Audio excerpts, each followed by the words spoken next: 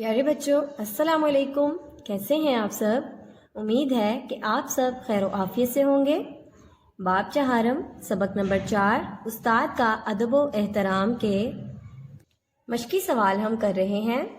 सवाल नंबर 1 का जुज़ नंबर 1, 2, 3 हम कर चुके हैं। आज हम 4 और 5 अपनी कॉपी पर करते हैं। सबसे पहले स्केच रेडी करेंगे। बाब चहारम सबक नंबर 4 उस्ताद का अदब व एहतराम। जुज़ नंबर 4 हज़रत मोहम्मद सल्लल्लाहु अलैहि वसल्लम ने उस्ताद के हवाले से क्या हुक्म दिया है? हमने सबक में पढ़ा हज़रत मोहम्मद सल्लल्लाहु अलैहि वसल्लम ने उस्ताद का एहतराम करने का हुक्म दिया है।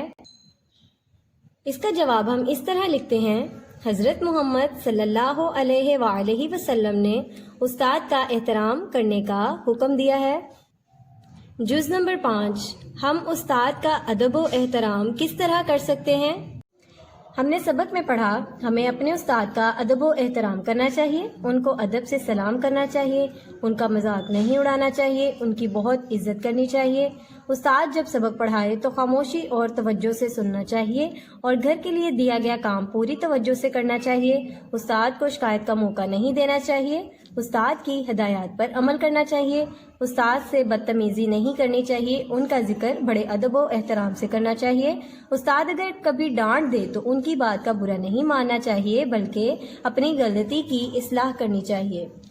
इसका जवाब हम इस तरह लिखते हैं। नंबर 1 उनको अदब से सलाम करना चाहिए। नंबर 2 उस्ताद जब सबक पढ़ाए तो खामोशी और तवज्जो से सुनना चाहिए। नंबर 3 उस्ताद की हिदायत पर अमल करना चाहिए।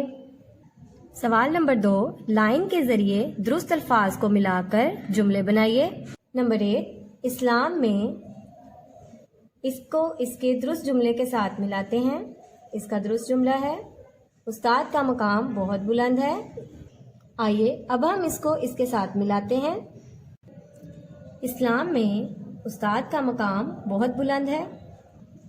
उस्ताद अच्छाई और बुराई में तमीज़ सिखाता है। आइए अब हम इसको मिलाते हैं।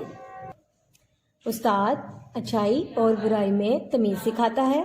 उस्ताद को शिकायत का मौका नहीं देना चाहिए। अब हम इसको इसके साथ मिलाते हैं।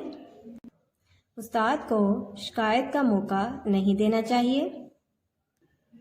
उस्ताद की हिदायत पर अमल करना चाहिए।